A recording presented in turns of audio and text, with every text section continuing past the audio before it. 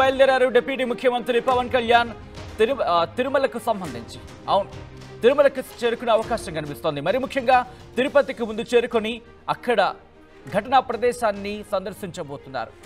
ఘటనా ప్రదేశాన్ని ఆయన పరిశీలించబోతున్నారు. విజయవాడ నుంచి తిరుపతికి బయలుదేరారు పవన్ కళ్యాణ్. తిరుపతిలో తొక్కిసలాట జరిగిన ప్రదేశాన్ని ఆయన పరిశీలించబోతున్నారు. తర్వాత స్విమ్స్ రియో హాస్పిటల్కి చేరుకొని క్షతగాత్రుల్ని పరామర్శించబోతున్నారు పవన్ కళ్యాణ్. మరి కాసేపట్లో తిరుపతికి చేరుకోబోతున్నారు ఆంధ్రప్రదేశ్ డిప్యూటీ ముఖ్యమంత్రి. నిన్న తిరుపతిలో వైకుంఠ ఏకాదశికి సంబంధించి టోకెన్ల జారీలో జరిగిన తొక్కిసలాటలో 6 మరణించారు. ఈ నేపథ్యం ఒక్కసారిగా యావత్ ఆంధ్రనే కాదు తెలుగు రాష్ట్రాలు ఒక్కసారిగా షాక్కి గురి చేస్తుంది. తిరుపతిలో ఏమిటి ఘటన అంటూ కూడా అందరూ చర్చించుకున్నారంటే అర్థం చేసుకోవచ్చు. ఇదే అంశానికి సంబంధించి అక్కడ ఎటువంటి పరిస్థితులు ఉన్నాయి, అసలు ఎందుకు జరిగింది, ఎవరి నిర్లక్ష్యానికి ఇంతమంది బలైపోయారు, అధికారుల అలసత్వానికి సంబంధించి కూడా ముఖ్యమంత్రి చంద్రబాబు ప్రశ్నించిన సందర్భాన్ని చూసాం. అధికారులు అలసత్వం వీడాలి. ఏడాదవుతోంది మేము వచ్చి దాదాపుగా ఇంకా మీరు అలసత్వం వీడకపోతే కరెక్ట్ కాదు. ఎక్కువ మంది వస్తారని తెలిసి మీరెందుకు అక్కడ అలసత్వం వహించారంటూ కూడా ఆయన అధికారుల తీరు మీద ఆగ్రహాన్ని వ్యక్తం చేశారు ఆంధ్రప్రదేశ్ ముఖ్యమంత్రి నారా చంద్రబాబు నాయుడు. ఆ ఘటన స్థలాన్ని ఆయన పరిశీలించడం జరిగింది. అక్కడికి చేరుకొని అసలు ఎలా జరిగింది, ఎక్కడ నిర్లక్ష్యం, ఆ ఘటనకు సంబంధించి ఆరా తీశారు. అధికారులను అడిగి తెలుసుకున్నారు. విజువల్స్ మీరు చూస్తున్నారు. మరి ముఖ్యంగా ఆయన మరి కాసేపట్లో తిరుపతికి చేరుకోబోతున్నారు. తిరుపతి చేరుకొని అక్కడ ఏం జరిగింది, మరి ముఖ్యంగా నిన్న మీరు గమనిస్తే కనుక ఊపిరాడిన సందర్భం వాళ్ళ కొంతమందికి అప్పటికి వెంటనే హాస్పిటల్కి తరలించిన సందర్భం అయినప్పటికీ సో ఒక్కసారి డీటెయిల్గా తెలుసుకునే ప్రయత్నం చేద్దాం. మా ప్రతినిధి రాజేష్ దగ్గరికి వెళ్ళే ప్రయత్నం చేస్తున్నా. రాజేష్, ఎన్ని గంటలకి ఆంధ్రప్రదేశ్ డిప్యూటీ ముఖ్యమంత్రి పవన్ కళ్యాణ్ తిరుపతికి చేరుకోబోతున్నారు? ఆయనతో పాటు ఇంకా ఎవరెవరు వెళ్ళే అవకాశం ఉంది? మరి ముఖ్యంగా ఆయన పర్యటన తర్వాత, ఆయన తిరుపతికి చేరుకున్న తర్వాత అక్కడి నుంచి ఇంకా ఎక్కడికి చేరుకునే అవకాశం ఉంది? అంటే కొద్దిసేపటి క్రితమే గన్నవరం ఎయిర్పోర్ట్ నుండి ప్రత్యేక విమానంలో రేణిగుంటకి అయితే పవన్ కళ్యాణ్ బయలుదేరారు. అక్కడి నుంచి బై రోడ్డు తిరుపతిలోని నిన్న జరిగినటువంటి ఆ ఘటనా ప్రాంతాన్ని వెళ్లి ఆ ఘటనా ప్రాంతాన్ని పరిశీలించి అక్కడ అధికారులతో సమీక్ష చేయబోతున్నారు. ఒక పక్క ముఖ్యమంత్రి చంద్రబాబు కూడా ఆల్రెడీ అక్కడే ఉన్నారు. నారా లోకేష్ కూడా కాసేపట్లో అక్కడికి బయలుదేరబోతున్న నేపథ్యంలో కొద్దిసేపటినే డిప్యూటీ సీఎం పవన్ కళ్యాణ్ కూడా చేరుకోబోతూ ఉన్నారు. ముఖ్యంగా వైసీపీకి సంబంధించినటువంటి నేతలు నిన్న ఘటన జరిగిన దగ్గర నుంచి కూడా కూటమి మీద ముఖ్యంగా చంద్రబాబు పవన్ కళ్యాణ్ పైన తీవ్ర స్థాయిలో విమర్శలు చేస్తూ ఉన్నారు. ఇంత అలసత్వంగా ఉండడం ఎందుకు అంటూ వాళ్ళంతా కూడా ఆరోపణలు చేస్తున్నారు. తాజాగా మాజీ మంత్రి రోజా కూడా పవన్ కళ్యాణ్ మీద విమర్శనాస్త్రాలు సంధించారు. ముఖ్యంగా సనాతన ధర్మం అంటూ మాట్లాడినటువంటి పవన్ కళ్యాణ్ ఈ ఘటన తర్వాత ఏం చెప్తారు, సమాధానం చెప్పాలి, ఇంతమంది చనిపోవడానికి కారణమైనటువంటి వాళ్ళ మీద చర్యలు తీసుకోవాలి, కేసులు పెట్టాలంటూ ఆమె కూడా గట్టిగా మాట్లాడిన నేపథ్యంలో ఇప్పుడు అక్కడ పవన్ కళ్యాణ్ దీనిపైన ఏ విధంగా మాట్లాడతారో చూడాల్సిన అవసరం ఉంది. అధికారుల నిర్లక్ష్యం అనేది కొట్టొచ్చినట్టు కనబడుతున్నది. ముఖ్యమంత్రి చంద్రబాబు కూడా కొంత అసంతృప్తి, ఆగ్రహం వ్యక్తం చేశారు. ఎందుకంటే అక్కడ ఈఓ గాని జేఈఓ గాని వీళ్ళంతా కూడా అంతమంది, అంటే వైకుంఠ ద్వార దర్శనం అనేది తిరుమలలో ఒక ప్రత్యేక, అంటే ప్రతి సంవత్సరంలో అది అత్యంత ప్రతిష్టాత్మకమైన కార్యక్రమం. ప్రతి భక్తుడు ఆ రోజు వైకుంఠ ఏకాదశి రోజు స్వామివారిని దర్శనం చేసుకోవాలని ప్రతి ఒక్క భక్తుడు భావిస్తాడు. ఈ నేపథ్యంలోనే అన్ని, అంటే 13 లక్షల టోకెన్లు జారీ చేయాలనుకున్నప్పుడు కేవలం కొన్ని పరిమితికి కేవలం ఒక కౌంటర్లు ఏర్పాటు చేయడం తీవ్ర స్థాయి విమర్శలు వస్తున్నాయి.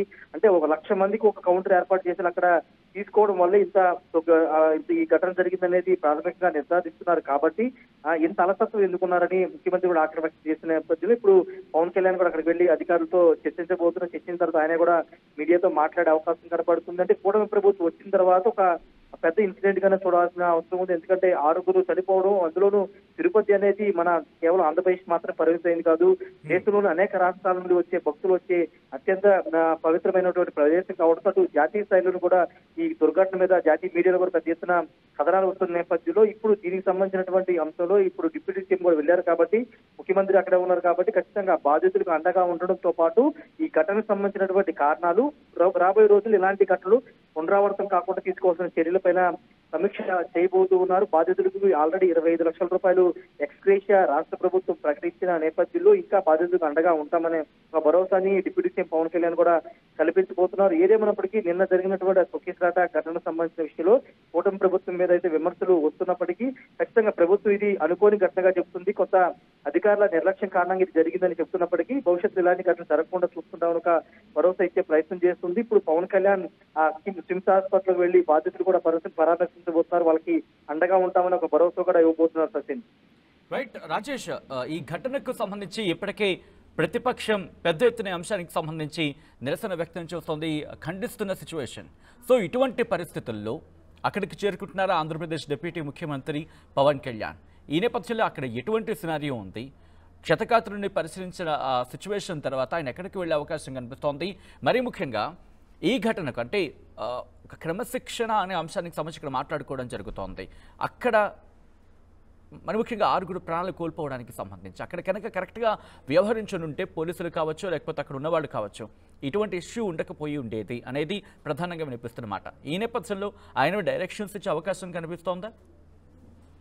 ఖచ్చితంగా పవన్ కళ్యాణ్ అయితే దీని మీద కొంత సీరియస్ గా ఉన్నట్టు తెలుస్తున్నాడు. అధికారుల నిర్లక్ష్యం కారణంగా ప్రజల ప్రాణాలు కోల్పోవడం అది తిరిగి ప్రభుత్వానికి చెడ్డ పేరు తెస్తుంది కాబట్టి అధికారుల మీద కూడా సీరియస్ అయ్యే అవకాశం కనబడుతుంది. ఎందుకంటే పోలీసులు వాళ్ళు కొంత నిర్లక్ష్యంగా వ్యవహరించారని ఒక చర్చ నడుస్తుంది. ఎందుకంటే అంతమంది వచ్చినప్పుడు, అంతమంది వస్తారని అంచనా వేసినప్పుడు అన్ని టికెట్లు అన్ని టోకెన్లు జారీ చేస్తాం ముందుగా అనుకున్నప్పుడు దానికి అనుగుణంగా భద్రతా ఏర్పాట్లు చేయాలి. ఆల్రెడీ తెలంగాణలో ఒక ఇష్యూని అంత బర్నింగ్ ఇష్యూ మనకి ఇప్పటికీ నడుస్తున్నటువంటి ఆ ఇష్యూ తెలిసి కూడా ఇంత నిర్లక్ష్యంగా ఉండడం పట్ల డిప్యూటీ సీఎం ఆల్రెడీ ఆగ్రహం వ్యక్తం చేశారు. కాబట్టి ఇప్పుడు డిప్యూటీ సీఎం పవన్ కళ్యాణ్ కూడా అక్కడికి వెళ్లి పోలీసు ఉన్నతాధికారులతోనూ ఎస్పీతో మాట్లాడే అవకాశం కనబడుతుంది. ఘటన జరిగిన తీరుని కూడా ఆయన అడిగి తెలుసుకునే అవకాశం కనబడుతుంది. రెండోది బాధితులకి అండగా ఉంటామని ఒక భరోసా ఇచ్చే అవకాశం అయితే కనబడుతుంది. ఏదేమన్నప్పటికీ ఇప్పుడు పవన్ కళ్యాణ్ అయితే మరి కాసేపట్లో రీచ్ కాబోతున్నారు. సాయంత్రం వరకు ఆయన అక్కడే ఉంటారు. తదుపరి షెడ్యూల్ మాత్రం ఎక్కడికి వెళ్తారు, తిరుపతిలోని ఈ రోజు ఉంటారా లేకపోతే తిరిగి మంగళగిరి వస్తారనేది ఇంకా క్లారిటీ అయితే రావాల్సి ఉంది. ప్రభుత్వ యంత్రాంగంతో పాటు అటు డిప్యూటీ సీఎం, మంత్రులు, మంత్రి నారా లోకేష్ వీళ్ళంతా కూడా తిరుపతి వెళుతున్నారు. ఈ ఘటనకు సంబంధించిన విషయంలో చనిపోయినటువంటి వ్యక్తుల కుటుంబాలతో పాటు క్షతగాతులు ఎవరైతే వాళ్ళకి అండగా ఉండే విధంగా ప్రభుత్వం చర్యలు తీసుకుంటుందని ఒక భరోసా అయితే ఇవ్వబోతున్నారు. సచిన్. రాజేష్, దాదాపుగా ఆయన వెళ్ళిన తర్వాత మరి ఇందాక డైరెక్షన్స్ గురించి మాట్లాడుకున్న పరిస్థితి, ఇంకా 48 మందికి అక్కడ గాయమయ్యడం జరిగింది. కొంతమంది పరిస్థితి కాస్త ఇబ్బందికరంగా ఉంది అంటూ చర్చ జరుగుతున్న నేపథ్యంలో అటువంటి వాళ్ళకి సంబంధించి ప్రభుత్వం మరి ముఖ్యంగా డిప్యూటీ ముఖ్యమంత్రి పవన్ కళ్యాణ్ వెళ్తున్నారు కాబట్టి మెరుగైన చికిత్స కోసం వేరే హాస్పిటల్కి పంపించమన్నా లేకపోతే వాళ్ళతో మాట్లాడి హాస్పిటల్ వర్గాలతో మాట్లాడి ఇంకా దీన్ని ముందుకు తీసుకువెళ్ళే వాళ్ళకి ఇంకా ప్రాపర్ ట్రీట్మెంట్ అందించే అంశానికి సంబంధించి కూడా మాట్లాడే అవకాశం కనిపిస్తోందా? ఖచ్చితంగా మెరుగైన వైద్యం సంబంధించిన విషయంలో ప్రభుత్వం ఎక్కడ వెనకాడబోదని ఇప్పటికే ముఖ్యమంత్రి చెప్పారు కాబట్టి, మంత్రులు కూడా చెప్పారు కాబట్టి పవన్ కళ్యాణ్ కూడా బాధితులకి అదే చెప్పే అవకాశం కనబడుతుంది. అవసరమైతే అటు చెన్నై కానీ ఇటు బెంగళూరు కానీ ఎక్కడికైనా తీసుకెళ్లి వైద్యం చేయించడానికి రాష్ట్ర ప్రభుత్వం సిద్ధంగా ఉంది. కొంత ఎవరికైనా సీరియస్ ఉంటే కనుక వాళ్ళని వెంటనే తరలించే అవకాశం కూడా కనబడుతుంది. దానికి అనుగుణంగా డిప్యూటీ సీఎం కూడా అక్కడ అధికారులను ఆదేశించే అవకాశాలు కూడా కనబడుతున్నాయి. ముఖ్యంగా సనాతన ధర్మం వ్యవహారం సంబంధించిన తిరుపతిలో ఆయన పెట్టినటువంటి బహిరంగ సభ ఆయన కాలినడకన తిరుపతి వెళ్లిన సందర్భంగా పెద్ద ఎత్తున చర్చ జరిగిన నేపథ్యంలో ఇప్పుడు పవన్ కళ్యాణ్ అలాంటి సనాతన ధర్మాన్ని హైలైట్ చేస్తూ మాట్లాడిన పవన్ కళ్యాణ్ ఈ ఘటనకి బాధ్యత తీసుకోవాలనే ఒక వాదన వైసీపీ తీసుకొస్తుంది. వైసీపీలో ముఖ్యంగా ఆర్కే రోజా ఈ వాదన తీసుకొస్తుంది. ఎంత పెద్ద హడాబడి చేసినటువంటి పవన్ కళ్యాణ్ ఇంత అంటే వైసీపీ హయాంలో తిరుమలలో ఎప్పుడు ఇలాంటి ఘటన జరగలేదు, ఎక్కడా కూడా జరగలేదు. కానీ కూటమి ప్రభుత్వం అధికారంలోకి వచ్చిన తర్వాత ఇప్పుడు ఎంత పెద్ద దుర్ఘటన జరిగిన తర్వాత కూడా దీనిపైన ఎందుకు యాక్షన్ తీసుకోవట్లేదు అని డిమాండ్ వినిపిస్తున్న నేపథ్యంలో ఇప్పుడు డిప్యూటీ సీఎం పవన్ కళ్యాణ్ వీటన్నిటికీ సమాధానం చెప్పే అవకాశం ఉంది. మరోవైపు చంద్రబాబు నాయుడు మొన్న 6, 7 తారీఖులో కుప్పం పర్యటనకి వెళ్లిన సందర్భంగా పోలీసు యంత్రాంగం మొత్తం సీఎం పర్యటన మీద దృష్టి పెట్టారు తప్పించి వైకుంఠ ఏకాదశి సంబంధించినటువంటి ఇక్కడ టోకెన్లు ఇచ్చే వ్యవహారం సంబంధించి జిల్లా ఎస్పీ ఇక్కడ సరిగా ఫోకస్ పెట్టలేదు. ముఖ్యమంత్రి భద్రతా వ్యవహారంలోనే ఫోకస్ పెట్టారు తప్పించి సామాన్య భక్తుల విషయంలో ఫోకస్ పెట్టకోకుండా వదిలేయడం వల్ల ఈ దుర్ఘటన జరిగిందనేది ఆర్కే రోజా గానీ వైసీపీ నేత భూమా కరుణాకర్ రెడ్డి గానీ వీళ్ళంతా ఆరోపిస్తున్నారు. మరి దీనిపై కానీ ఇక్కడ రాజేష్ రోజా ప్రశ్నించడం జరిగింది. సనాతన ధర్మాన్ని రక్షిస్తానన్న పవన్ కళ్యాణ్ ఎక్కడ అంటూ ప్రశ్నించిన నేపథ్యంలోని ఆయన ఇక్కడికి వచ్చారనుకోవాలా, లేకపోతే ఆయన స్కెడ్యూల్ ముందే ప్లాన్ చేసి ఉండిందా? వచ్చిన తర్వాత ఇప్పుడు రోజాకి కౌంటర్ ఇచ్చే అవకాశం కనిపిస్తోందా?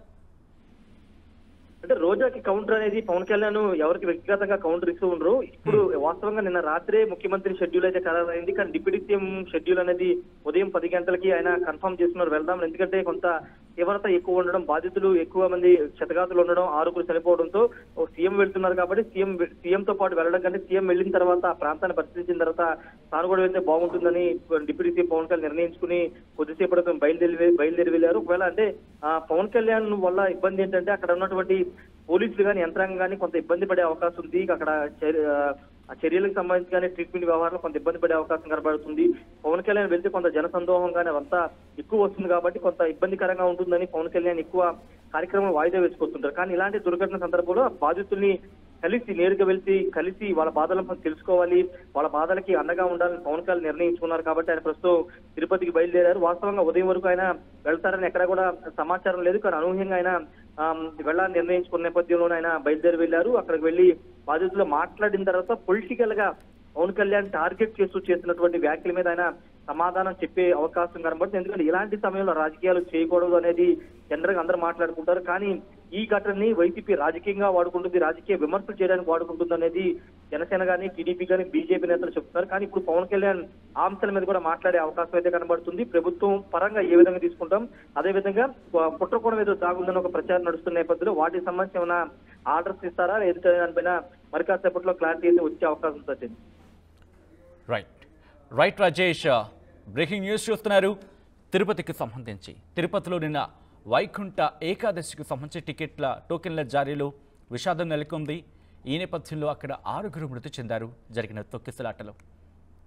ఒక్కసారిగా అక్కడ పరిస్థితి మీరు చూస్తుంటే కనుక నిన్న హృదయ విదారకమైన దృశ్యాలు ఎక్కడ చూసినా, మరి ముఖ్యంగా విష్ణు నివాసం దగ్గర అడుగు తీసి అడుగు వేయలేని పరిస్థితిలా కనిపించింది.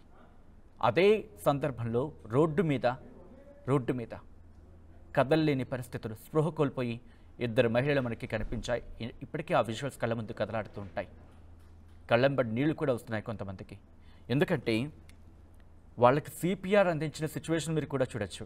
పోలీసులు అక్కడ సిచ్యువేషన్ని కంట్రోల్ తీసుకొచ్చే ప్రయత్నం చేస్తున్న సందర్భంలోనే మరికొంతమంది స్థానికులు కూడా అక్కడికి వచ్చి వాళ్ళకి సిపిఆర్ అందించే ప్రయత్నం చేశారు. పోలీసులు వాళ్ళని వెంటనే అంబులెన్స్లోకి ఎక్కించే ప్రయత్నం చేశారు. ఈ ఘటనకు సంబంధించి ఏం జరిగింది అనే అంశానికి పూర్తిగా విచారణ జరుగుతోంది. కానీ అధికారుల అలసత్వం అంటూ నిన్న ప్రత్యక్ష సాక్షులు కావచ్చు, లేకపోతే అక్కడ ఉన్నవాళ్ళు మాట్లాడిన సందర్భంలో మనం చూసాం. వాళ్ళొక్కటే చెప్తున్నారు, పోలీసులు అలసత్వం వహించారు. ఆ విజువల్స్ చూడండి ఎంత కిక్కిరిసిపోయారో. అదిగో ఇక్కడ ఒక కారణం వినిపిస్తోంది. ఆ కారణానికి సంబంధించి ఏం జరుగుతుంది అనేది ఆ విజువల్స్ ఒక్కసారి చూడండి. అదిగో ఒక వ్యక్తిని స్పృహ కోల్పోయాడు. ఆ స్పృహ కోల్పోయిన వ్యక్తికి సంబంధించి బయటకు తీసుకొచ్చే క్రమంలో గేటు ఓపెన్ చేశారు అంటూ ఒక కారణం వినిపిస్తోంది. అది ఎంతవరకు రైట్, ఎంతవరకు రాంగ్, అది కరెక్టా కాదా, ఇది ఆర్టీఓ ఎక్కడ ధృవీకరించట్లేదు. కానీ ఒక మాట మాత్రం ఈ అంశానికి సంబంధించి జరుగుతోంది. ఆ క్రమంలోనే ఒక్కసారిగా బయటకు వచ్చేసారంటూ కూడా దాంతోపాటు ఇంకొన్ని వెర్షన్స్ వినిపిస్తున్నాయి. ఈ నేపథ్యంలో ఇప్పుడు అక్కడికి చేరుకుంటున్నారు ఆంధ్రప్రదేశ్ డిప్యూటీ ముఖ్యమంత్రి పవన్ కళ్యాణ్. కొద్దిసేపటి క్రితం ఆంధ్రప్రదేశ్ ముఖ్యమంత్రి నారా చంద్రబాబు నాయుడు చేరుకుని ఆ ఘటనా ప్రదేశాన్ని చూశారు. ఒక మాటలో చెప్పాలంటే, మన వాడుక భాషలో చెప్పాలంటే అధికారులకు చివాట్లు పెట్టారు. ఇదేనా మీ పనితనం? ఇంత ప్రొఫెషనల్గా ఉండాల్సిన మీరు ఈ ల్యాప్సెస్ ఏంటి? దట్టు ఇంతమంది జనాలు ఊహిస్తారని మీకు తెలుసు కదా, తెలిసి ఎందుకు ఇంత నిర్లక్ష్యం వహించారు అంటూ ఉన్నతాధికారులందరికీ కూడా చివాట్లు పెట్టారు అక్కడ. ఇప్పుడు డిప్యూటీ ముఖ్యమంత్రి చేరుకుంటున్నారు. డిప్యూటీ ముఖ్యమంత్రి పవన్ కళ్యాణ్ చేరుకుని అక్కడ బాధితులని పరామర్శించబోతున్నారు. ఘటనా స్థలాన్ని కూడా ఆయన పరిశీలించబోతున్నారు. ఇటువంటి ఘటనలు పునరావృతం కాకూడదంటూ ఇప్పటికీ ఈ అంశానికి సంబంధించి ఘాటుగా రియాక్ట్ అవుతోంది ఆంధ్రప్రదేశ్ ప్రభుత్వం. తర్వాత ఏం చేయబోతోంది, మీరేమనుకుంటున్నారనేది కామెంట్ చేసే ప్రయత్నం చేయండి ఈ ఘటన మీద.